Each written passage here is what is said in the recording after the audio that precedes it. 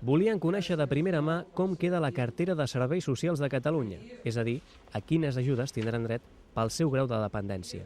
I tant la Núria, la Míriam com la Margarita han confirmat els seus pitjors pronòstics. Es mostren en desacord amb com queda la figura de l'assistent personal. Mentre l'administració assegura que n'assumirà el cost total, els afectats denuncien que això no serà suficient. Estem parlant de que posen un topall a aquesta prestació i a aquest servei de 1.300 euros. I l'equivalent d'aquests 1.300 euros són 5 hores diàries.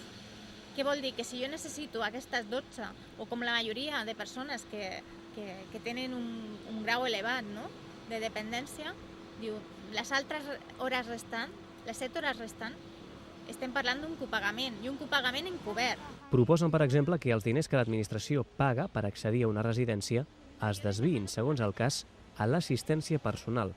Només així poden aconseguir una autonomia real. Porto 32 anys amb diversitat funcional, 32 anys visquent amb els meus pares i he vist com totes les meves germanes s'han emancipat i jo continuo a casa. Per què? Perquè no he tingut assistència personal.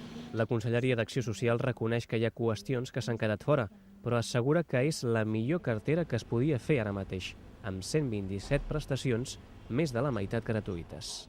Hi ha qüestions que en aquest moment no s'han pogut abordar i que s'abordaran, tal com he dit, perquè aquesta cartera és revisable en funció de les necessitats, noves necessitats socials que vagin apareixent i, per tant, amb la propera cartera 2009-2012 es recolliran una part d'aquestes propostes que ens han fet arribar a diferents entitats i que en aquest moment no ha estat possible a poder-les assumir.